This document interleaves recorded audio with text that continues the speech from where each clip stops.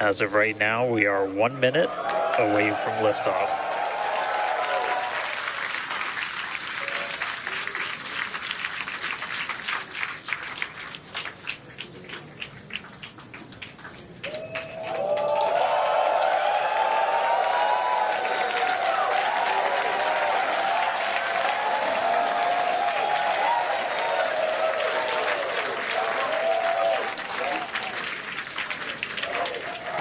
Flight directors go for launch.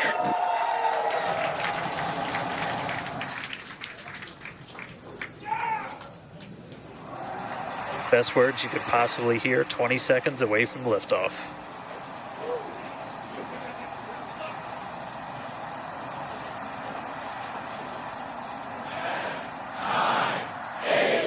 T-minus 5, 4, 3, 2, 1.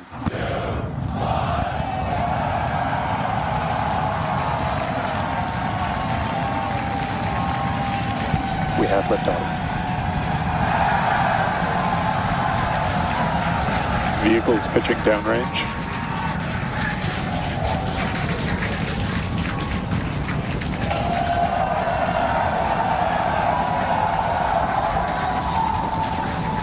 Booster after chamber pressure nominal.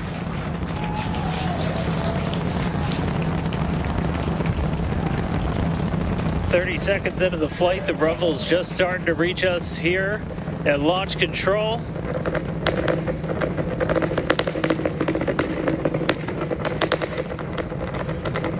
Booster and ship, avionics power, telemetry nominal. 33 Raptor engines.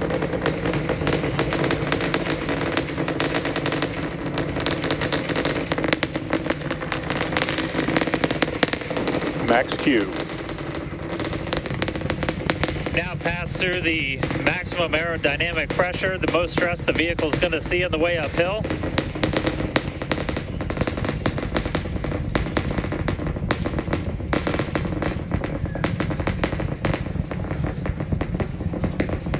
All right, our next major milestone coming up, it's going to be hot staging. We're going to see the engines ignite on ship to push it away from the booster.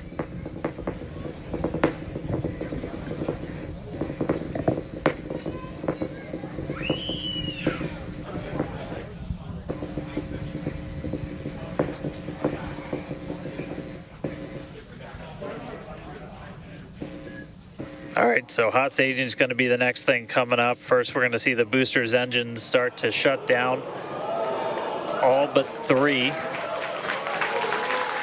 We're going to do what's called most engines cut off instead of main engine cut off, because 3 are going to keep going, and then we're going to see the engines on ship ignite.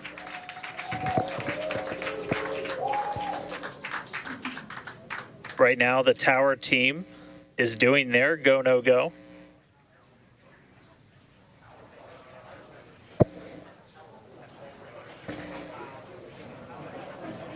And we might hear some really good words soon, too. All right. Can still see it up behind me. That is one of the most gorgeous things I've ever seen in my entire life. Coming up on hot staging next. Ship engine There's startup. most engines cut off. Stage separation. Booster Stage separation. Hot stage separation confirmed. Ship under its own power. I'm seeing 6 out of 6 Raptors lit. Hopefully I got a booster on the way back to me. I'm going to send it to you guys in Hawthorne.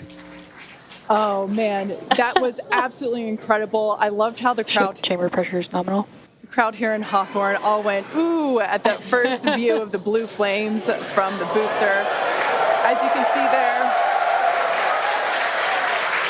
first stage currently performing, is now making its way back to the launch site. Again, we are... Ship, avionics, power, and telemetry nominal. The booster and the tower are both performing automated checks to make sure we are go for the booster to return to the launch pad for that catch. And once those are complete, the flight director... Booster, boost back burn, shutdown. Flight directors go for booster return. And we did hear that the tower is go for catch. So that was one of the big criteria we were looking for. This view We'll here. wait to hear that the go for catch has been sent. Beautiful view here from the ship.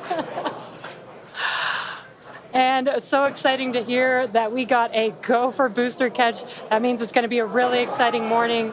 Again, the booster is making its way back towards now land in order to make that catch attempt in the tower. So incredible to see these views. You can see the ship on the right-hand side of your screen. All 6 Raptor engines are under full power.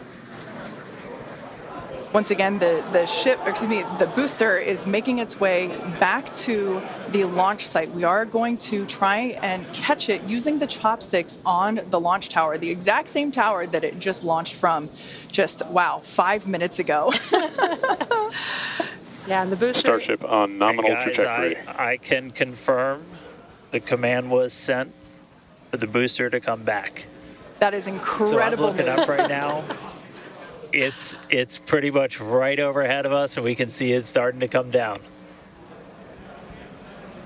I can't wait for us to hear the sonic boom through Dan's mic. Right. That is going to be incredible. It was so cool to hear the liftoff.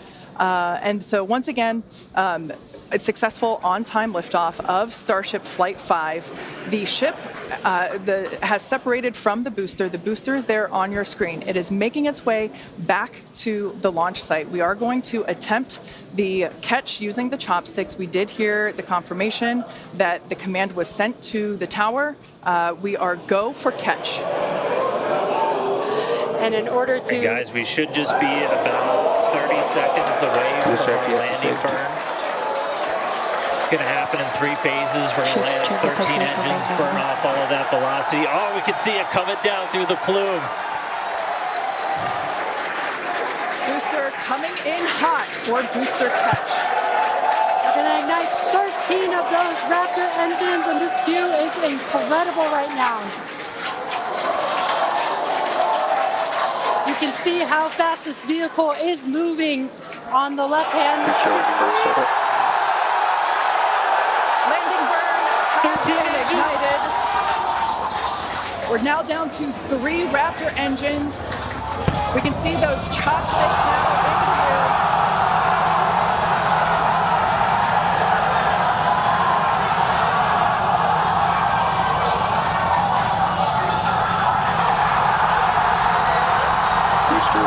Shutdown.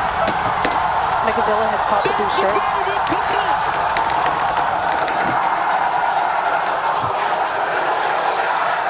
This is absolutely insane. On the first ever attempt, we have successfully caught the Super Heavy booster back at the launch tower. What an incredible view! Are you kidding me?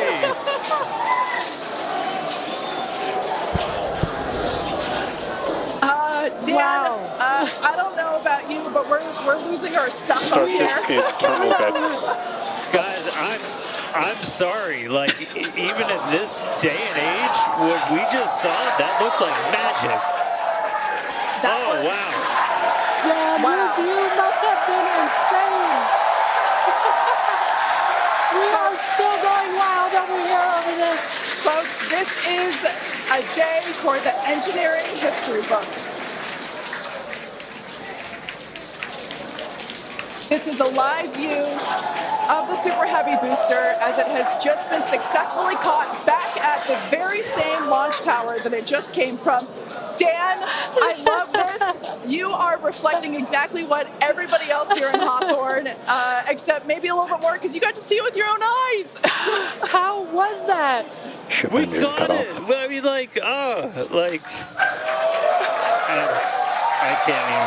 can't even describe that. Oh, by the way, main engine cut off, ship's in orbit, but I am like shaking right now. That was... Yeah,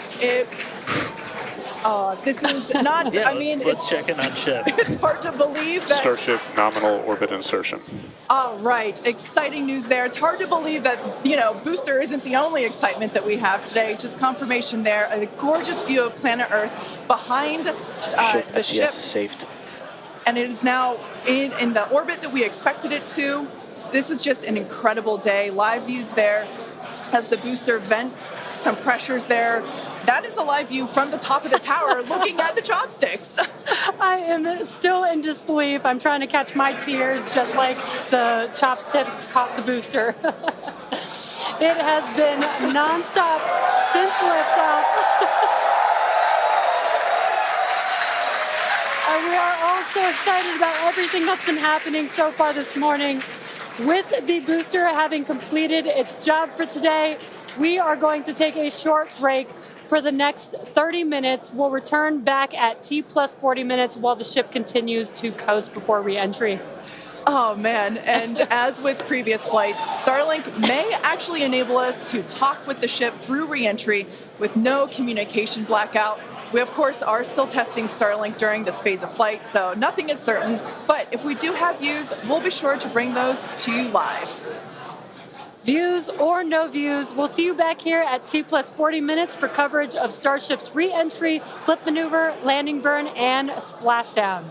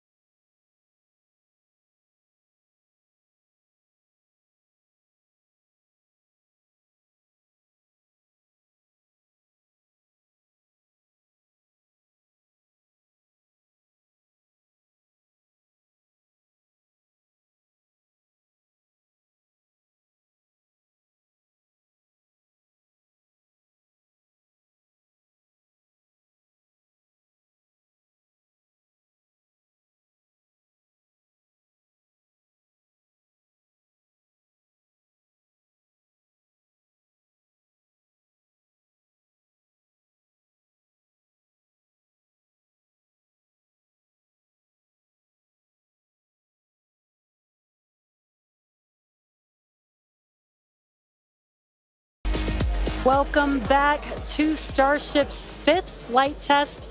It has been an exciting day so far. Even the crowd here is still so excited.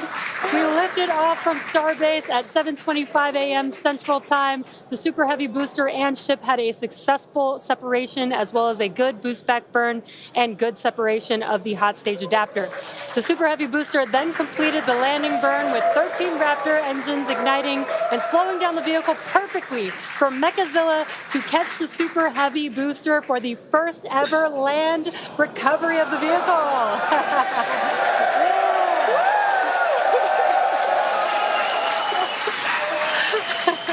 Now, it is insane to think that we're not done yet. We still have, in about 48 minutes, the ship will re-enter. The flap, all the flaps that will today, not that could. The ship will re-enter the Earth's atmosphere. Now, as a reminder, one of the main goals of today's test flight is for the ship to make it through the extreme heat of re-entry and to do so in a controlled manner. We learned a lot about this phase during Flight 4 and, as a result, completely reworked the heat shield, but more on all that in just a minute. Now, re-entry is typically a portion of flight where we don't have communications with the spacecraft because re-entering, it'll be re-entering at about 8 kilometers per second, or about 5 miles per second of roughly orbital velocity. Now, those speeds, the spacecraft moving through the atmosphere results in friction and creates a plasma field around the vehicle. We saw this in action on Flight 4 thanks to Starlink, and wow, it was breathtaking. The blanket of plasma ends up distorting communication frequency, so it's not uncommon to experience brief blackouts in communication, but hopefully that's not the case today.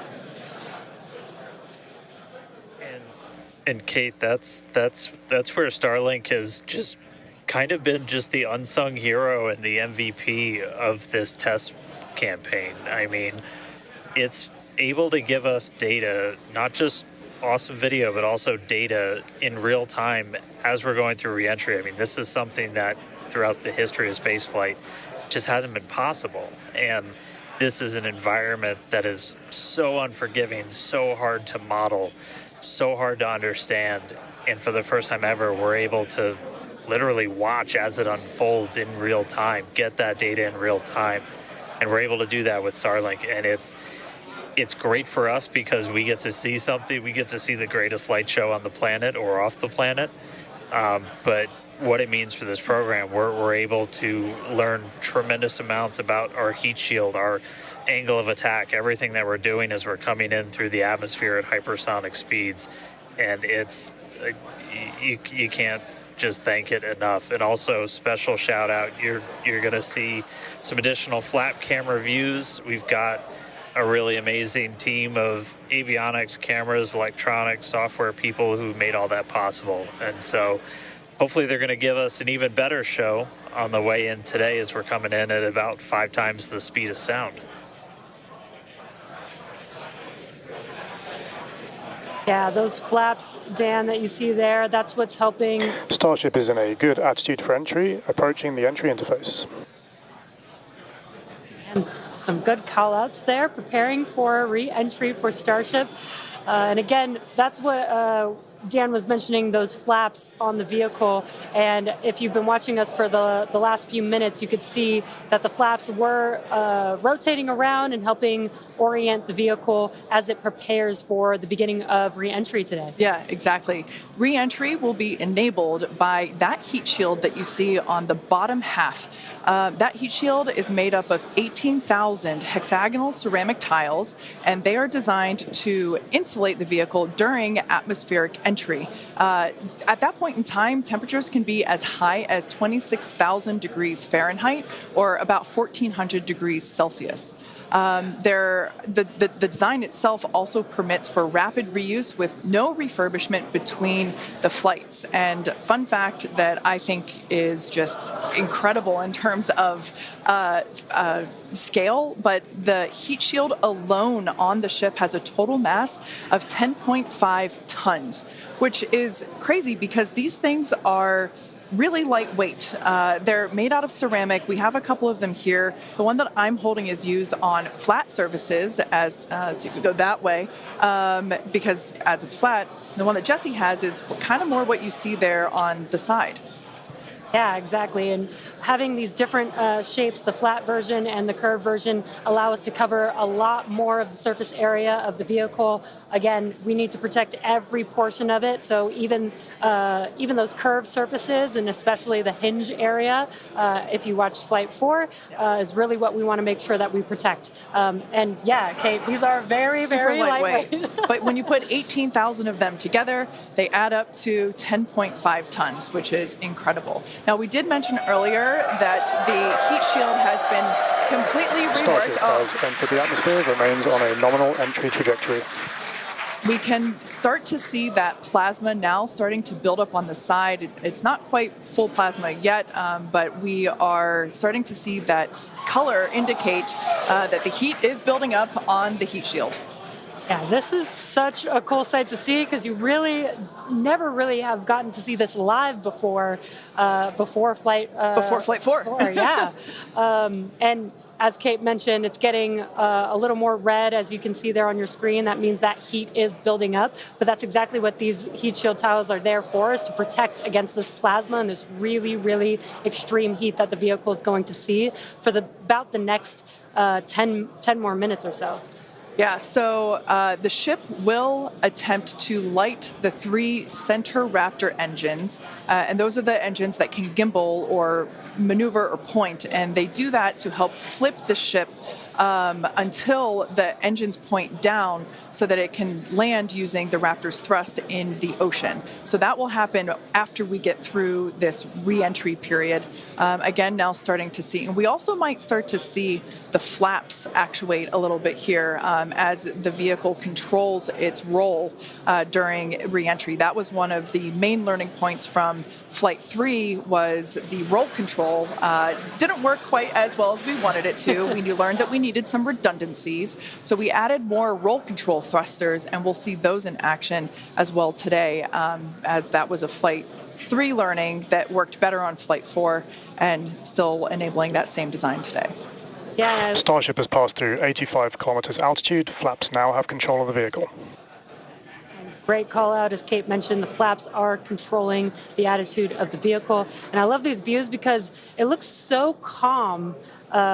Everything is relative, right? So relative to this camera on the ship, it looks so calm and smooth, but the vehicle is traveling extremely fast. You can see the speed on the bottom right-hand corner of your screen.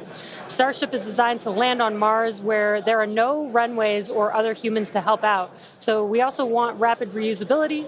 So we're doing propulsive landing instead of a more traditional means like parachutes. And so we will use the engines on this vehicle to help slow the vehicle down for a vertical landing. Yeah. Now, entry is going to basically happen in 5 phases. The first is low drag. That lasts for about 3 minutes. Next is high heating, and that beginning when heating increases above the heat rate breakup limit. That lasts for about 10 minutes. We then have high dynamic pressure. Starship will continue to slow down and experience increased aerodynamic loads during that phase, and that will happen before reaching Mach 1, about a minute after. Starship is approaching the peak heating phase of entry, remains on a nominal trajectory.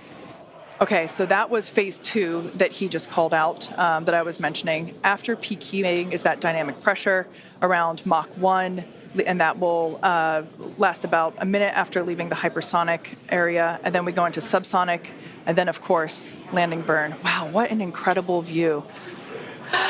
The colors are so amazing, and the colors actually also tell you a little bit about the temperature that the vehicle is seeing as well. So I think that's pretty cool that we get this amazing live visual. Speaking of live visual, the flap, we have more views, more cameras on board Starship, as Dan mentioned a few minutes ago. We are hoping that all 4 flaps will stay more intact than they did last time. We did make some changes to the design in order to help enable Starship this. is now experiencing peak heating, remains on a nominal entry trajectory. Great news there. that Starship is continuing along the path that we intended it to fly. You can keep track with how fast it's going and how high it is above Earth using the display that is there on the bottom right-hand side of your screen. And guys, this is where we're really going to see a lot of those improvements from Flight 4 really come into action. Is you guys kind of talked about, so it's called the static arrow. Those are kind of the poke out points on the flaps. Those get exposed to some pretty extreme heat environments, and so we added some additional, basically made it a lot more robust for the thermal protection there. And we learned not just from visuals and stuff like that. We had those missing tile tests on Flight 4 where we intentionally left some out, kept in some backup layers. They're called ablatives, which means they just gradually melt away to help dissipate the heat. And we've got an entire layer of ablative underneath the tiles on this Starship today. So even if you get a gap in a tile or a tile is broken, anything like that, we've got essentially backup options. And what we're really trying to do today is do an on-target landing. As we lost the flaps, you lose a lot of your control, and so we didn't land right on target last flight. This time we're trying to really nail the target within just tens of meters, and that'll just be a really huge step on feeling like we're closer to bringing a ship back. Obviously, there's a lot of work before we get there, but we just caught a booster. We're going to start looking real soon at when we can catch a ship.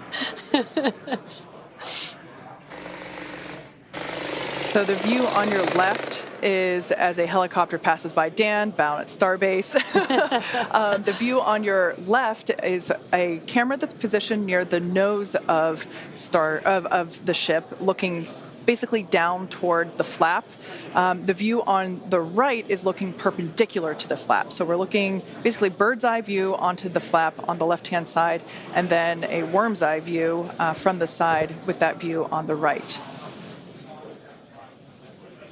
Yeah, sorry about that, guys. Maverick just buzzed the tower. He might be coming back, so. Now, these views brought to us by Starlink. It's incredible that we have this high-definition capability. In fact, that view on the left... Starship is now halfway through the peak heating phase of entry, remains on a good trajectory. So great news there, hearing that we're about halfway through the peak heating phase. Like I said earlier, this lasts roughly 10-ish minutes. And we did hear earlier that the flaps have control of the vehicle, so also good news there. It is incredible that we've basically had views the entire time. Right, yeah. Thanks to Starlink. My memory did black out a little bit after booster catch, so I think we had views. But all through the coast phase, we had some beautiful views of planet Earth behind the ship as it was in its orbit. Yeah, and I also do want to point out on your right-hand screen, we've got a more encompassed view of the flap. As we watched in Flight 4, the hinge area was the area where we got a little bit of that burn through. This view, this new camera view on the ship will help us be able to visually see more of what's happening in that area. And again, we have improved our heating tiles, and so hopefully we've protected the hinge a lot better this time. Landing chill has started. But again, these views are additional to the data that we get on these flight tests that help enable us kind of put the data that we get in the computer to the visuals that we see and try and align those and use that for improvements in the future. Now, we heard a call out there saying that engine chill has begun. This is an indication that we are starting to flow a little bit of the super cold liquid oxygen through the hardware, through the Raptor engine, specifically the turbo pumps, to help ensure that the hardware is at the right temperature before we give a full push, a full flow of propellant at engine startup. So all of that to say, we are getting closer to the landing burn.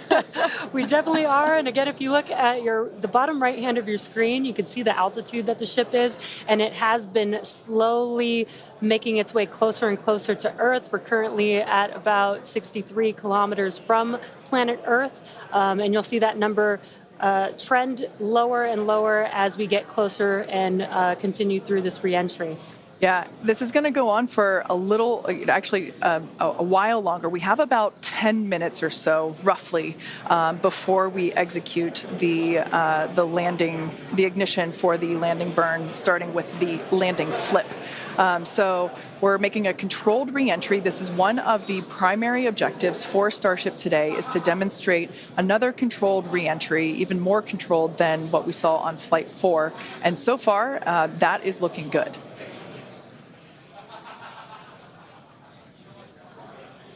And then as we start to really get lower, we're going to start seeing the atmosphere's effects start to take place, and that's when we'll be dropping our speed down closer to the speed of sound. You'll see the flaps start to maneuver.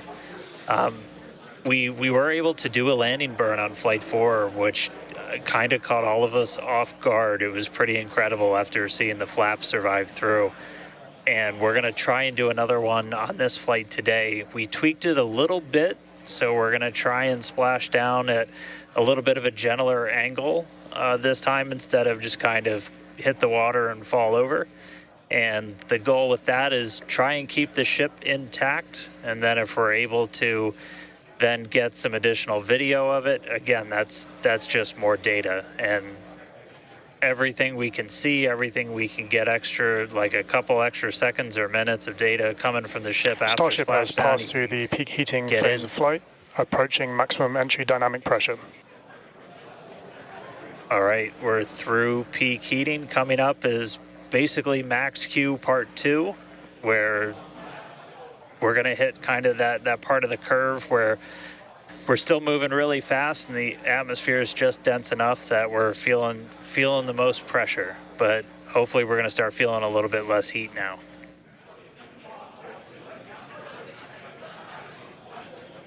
Looks like we got more views of each of the flaps on the ship as it's making its way back down to Earth.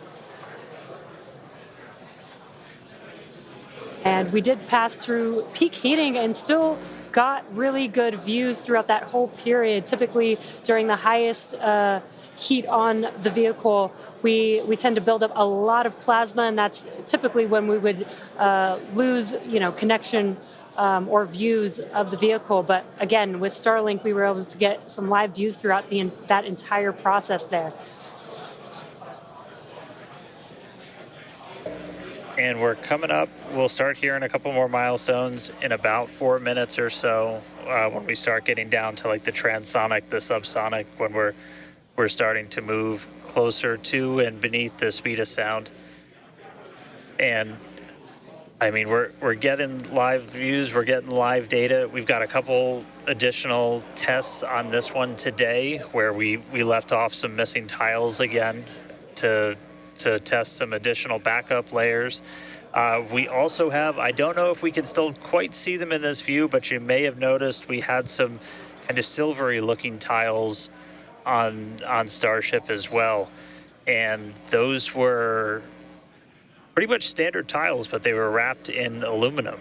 And it was a pretty simplistic, straightforward one where aluminum starts to melt at roughly the same temperature where steel starts to lose its strength, not necessarily melt. And so if we see stuff melting, we know what our steel is going to be exposed to. But yeah, 59 minutes since launch, should be coming up on transonic and everything just about 3 minutes. Now the views here, we have coverage of all 4 flaps. We can see, so for those that perhaps didn't catch a glimpse of the vehicle before liftoff, there are 2 flaps at the forward end and 2 flaps at the aft end. The larger camera view that is there on the right-hand side of your screen, that is a view of one of the aft end or the bottom end flaps. we can start to see some heat buildup and peeking through on one of the flaps there in the top left-hand corner of your screen.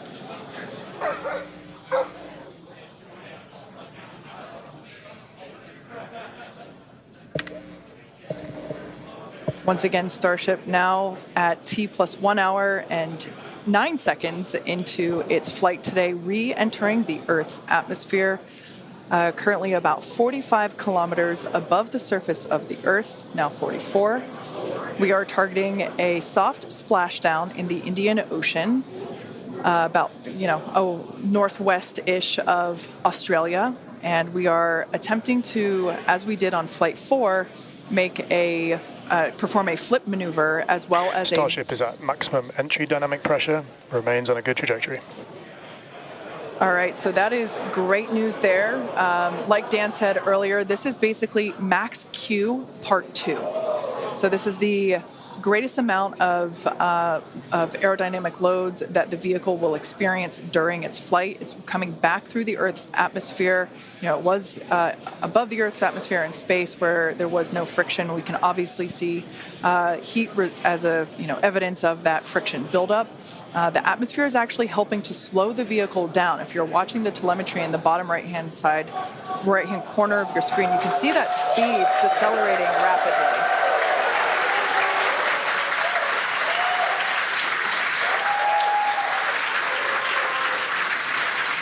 Now, the 4 flaps on the ship help steer the vehicle, and one of the main objectives for the ship today is to demonstrate controlled re-entry during this phase of flight, this re-entry phase.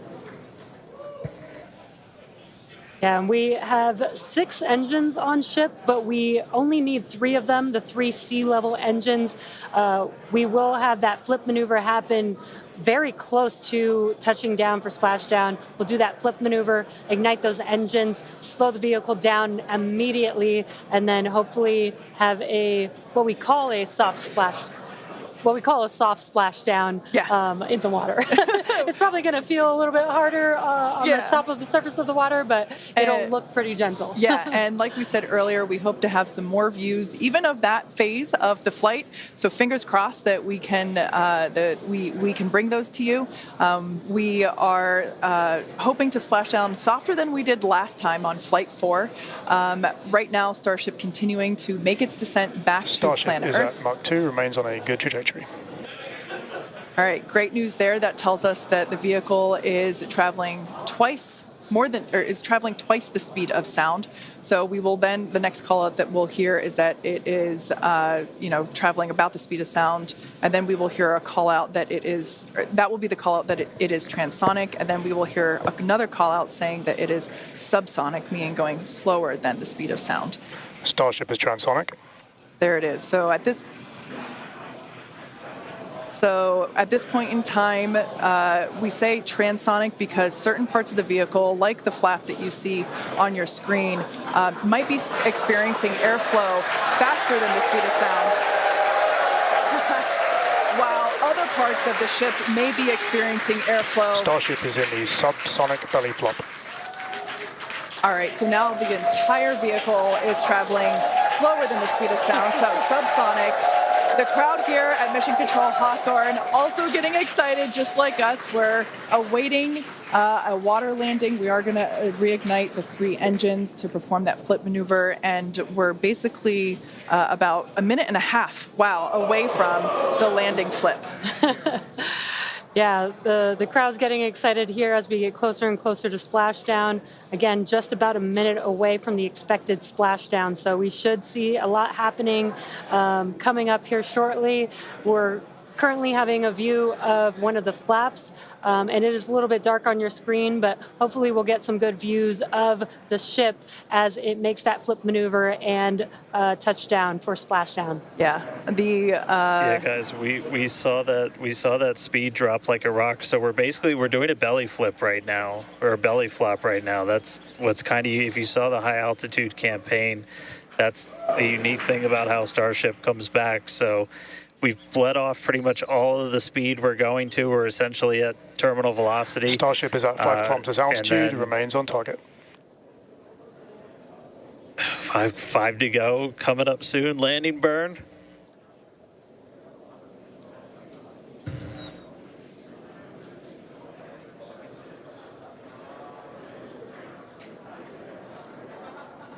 Two kilometers away.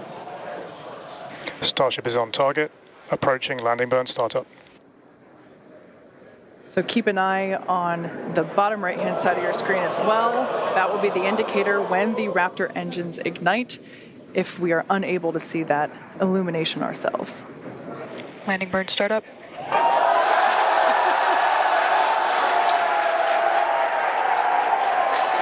a cool view of the reflection of that landing burn. You can see the water just behind the ship.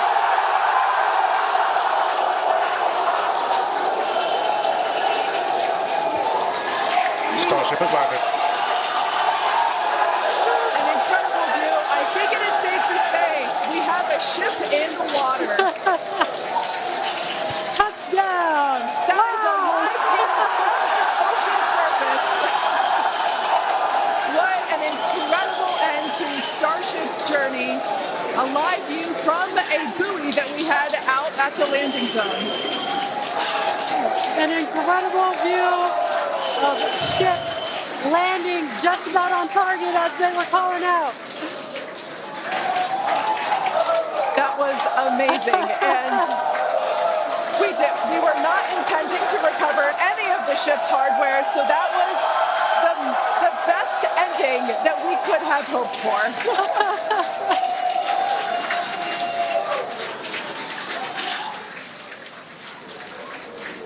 Man, I don't think we're going to be able to get a ton of extra video of the heat shield, but we hit the target. We hit the target.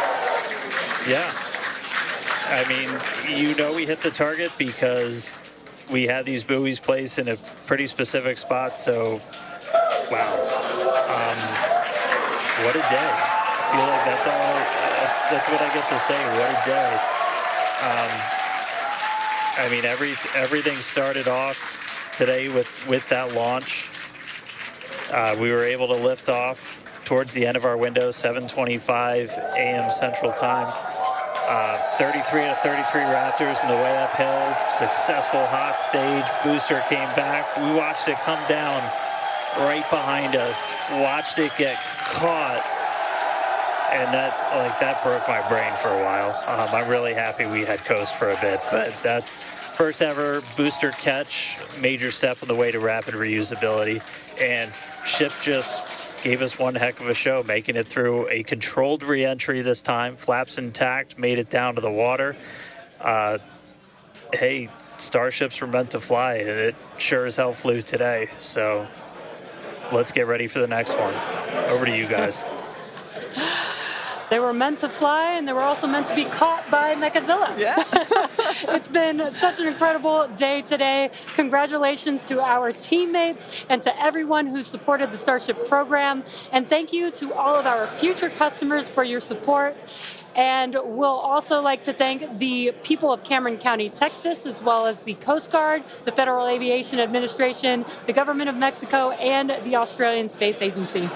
Now be sure to follow SpaceX on X for more updates on today's test flight and, of course, for future Starship news.